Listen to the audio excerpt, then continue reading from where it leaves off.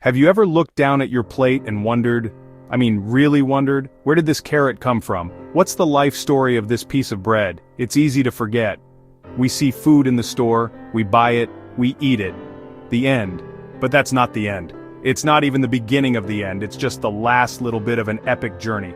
A journey that crosses fields, travels on trucks, and ends right here, on your fork. We are about to embark on that very journey. It's a story filled with sunshine, soil, hard work, and a little bit of science.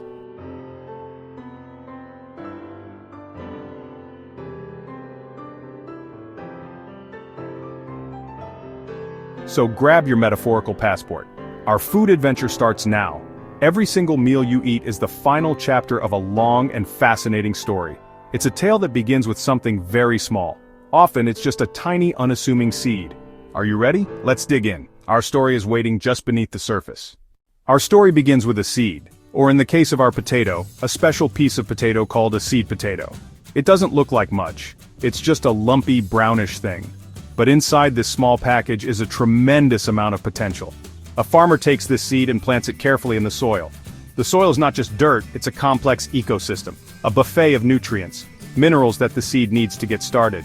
The farmer prepares this bed, making sure it is loose and ready. The seed is tucked in a few inches deep, safe and sound in its dark, earthy blanket, waiting for the signal to begin its incredible transformation. Now, the waiting game begins. But a lot is happening underground. The seed needs a trigger. That trigger is water. When rain falls, or when the farmer irrigates the field, water soaks into the soil and wakes up the seed. It's like an alarm clock for plants. The seed absorbs the water and begins to swell. Tiny roots called sprouts push their way out. These roots are like little straws. Their job is to search for more water. As the roots dig deeper, another sprout starts to push in the opposite direction, up. This brave little shoot is reaching for the sky. It has one goal: to find sunlight. Sunlight is the ultimate power source for a plant. It's pure energy. Now it can start making its own food. This process, a brilliant bit of natural chemistry, is called photosynthesis. The farmer is the plant's best friend during this whole time. Underground, new potatoes are beginning to form, storing all that delicious energy. After many months of patient care, the time finally arrives. The leaves of the potato plant begin to turn yellow and wither. This is a signal. It's not a sign of sickness, it's a sign that the job is done.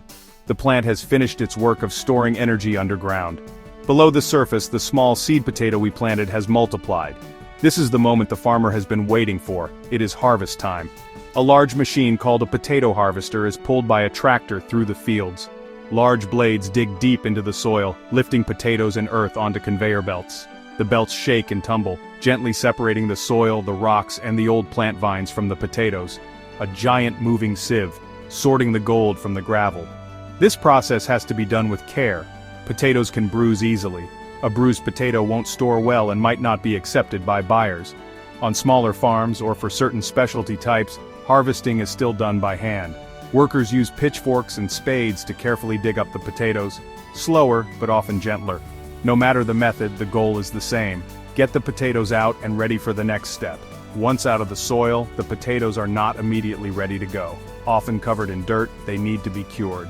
Curing, stored for a week or two in a place with controlled temperature and humidity. This rest allows their skins to thicken and harden. It also helps heal small cuts or scrapes from harvest. That tough new skin is like a natural suit of armor, protecting from moisture loss and disease. Curing is a crucial, unseen step that helps potatoes stay fresh longer as they prepare for their trip to the wider world.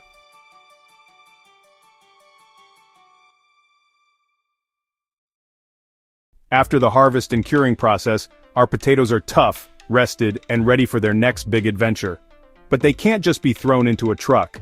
The next stage is all about sorting, grading, and packing.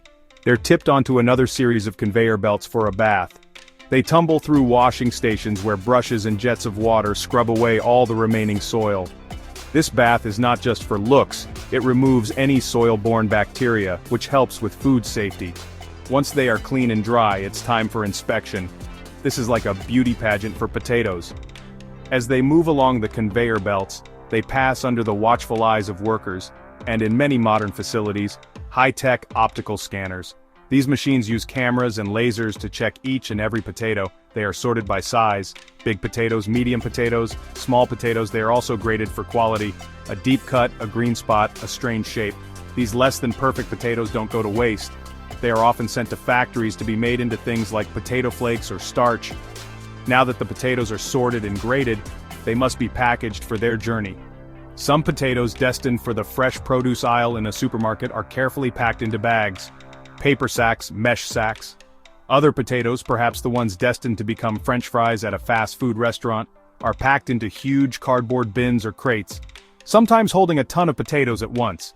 The packaging is designed to protect the potatoes from bumps and bruises during transport.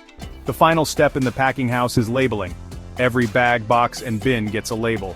This label is more important than you might think. It's like the potato's passport. It contains vital information. It might say what type of potato it is, like a russet or a Yukon Gold. It will have the name and location of the farm or the packing house. Most importantly, it often includes a date code or a lot number. This is for traceability. If there is ever a problem with the food, this code allows experts to trace the potatoes all the way back to the exact field where they were grown. This system is a critical part of modern food safety, ensuring that the food we eat is not only tasty but also safe. With our potatoes all cleaned, sorted, and packed, they are ready to hit the road. This is where logistics takes over. The journey from the packing house to the rest of the world happens on what you can think of as a food superhighway. Trucks, trains, ships, airplanes.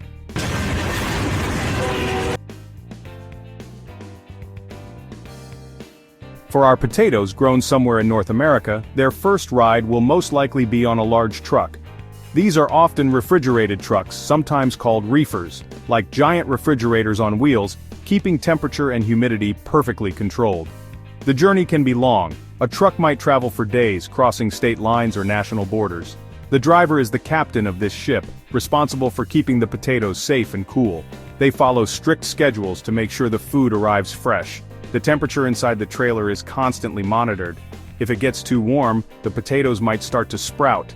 If it gets too cold, they can develop a sweet taste and dark spots when cooked. It's a delicate balancing act, managed by technology and an experienced driver. This refrigerated supply chain is often called the cold chain.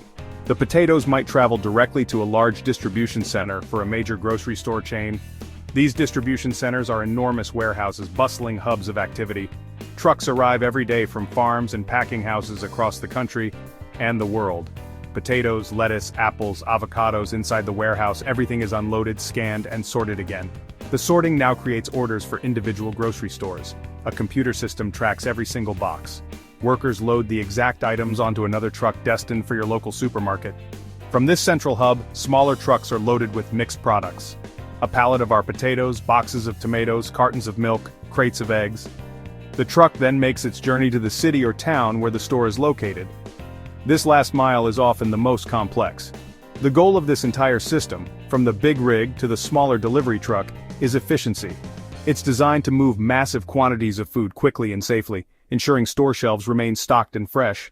Our potatoes have traveled a long way. They have survived the harvest, the packing house, and the long haul on the food superhighway. Now, they arrive at their next-to-last stop, the local grocery store.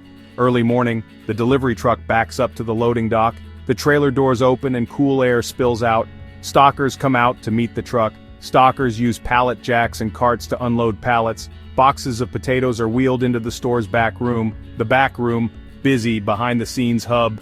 Products wait here before they hit shelves. An employee inspects the potato boxes, checking for damage, verifying the delivery matches the order. The potatoes wait in the back room for restocking. A stocker brings a box out when shelf supply runs low. Bags of potatoes are arranged into a neat display, placed into a large wooden bin, or stacked attractively on a shelf. The display is made to look appealing and grabbable. You enter the produce section with your cart. You're looking for potatoes for dinner. You spot the fresh potato display. You scan the different bags. You pick up a bag and inspect it. You perform the final quality check. You place the bag in your cart with other groceries. Each item in your cart also traveled its own journey.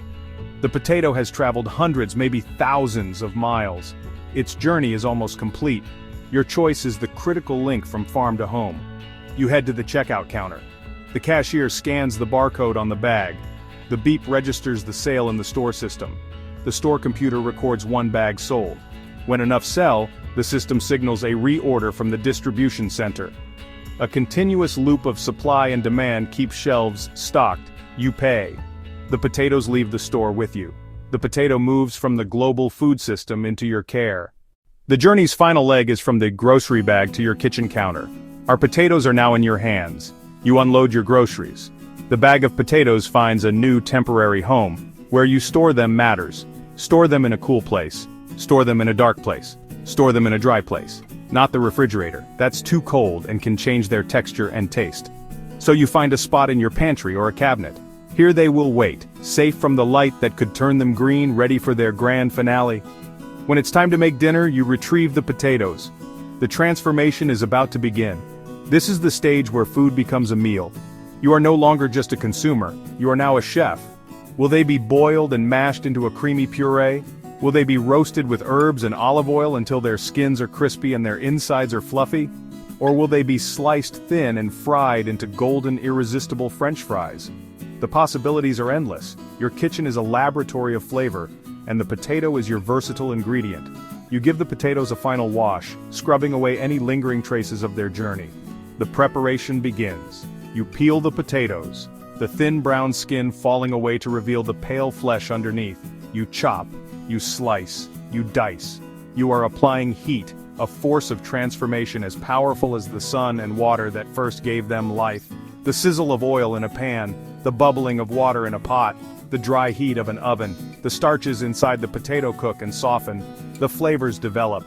The raw vegetable becomes a delicious, nourishing part of your dinner. Finally, the moment has arrived. The potatoes are cooked, you arrange them on a plate, perhaps next to a piece of grilled chicken, perhaps next to some green beans. You bring the plate to the table, you sit down with your family or friends, you pick up your fork and you take a bite. It's delicious. In that one bite, you are tasting the sun, the soil, the rain, the care of the farmer. You are tasting the efficiency of the packing house, the long miles on the truck, the logistics of the grocery store. The entire journey, from a tiny seed in a vast field to this very moment, is contained in that simple, satisfying mouthful. The potato's long journey is finally complete. We've followed the journey of a potato in North America. It's a story of modern agriculture and complex supply chains. But what about the rest of the world? The world is a very big place, and people eat an incredible variety of foods. A bowl of rice, a plate of pasta, a basket of exotic fruits. In Thailand, a family might be sitting down to a meal of fragrant jasmine rice. In Italy, they might be enjoying pasta made from durum wheat. In Peru, they might be eating one of the thousands of native potato varieties we never see in our supermarkets. The specific foods are different, the flavors are different, the recipes are different. But if you look closely, the fundamental journey is remarkably similar. The technology may differ, the scale may vary, but the essence of the journey, from farm to table, is a shared human experience. A seed is planted in soil or water. A farmer nurtures it with sun and water. The plant is harvested when mature. It is processed, cleaned, milled, sorted, or cooked. It is packed and transported by donkey on a mountain path, or by a giant container ship crossing the ocean. It is sold at a bustling open-air bazaar, or a gleaming air-conditioned hypermarket. And finally, it is prepared in a home kitchen and shared as a meal. So the next time you sit down to eat, take a moment. Look at the food on your plate. Think about the long and amazing journey it took to get there. Think about the seed, the sun, the farmer, and the truck driver. And then, with a new sense of wonder and gratitude, enjoy your meal. Because every meal is a miracle, and now you know the story.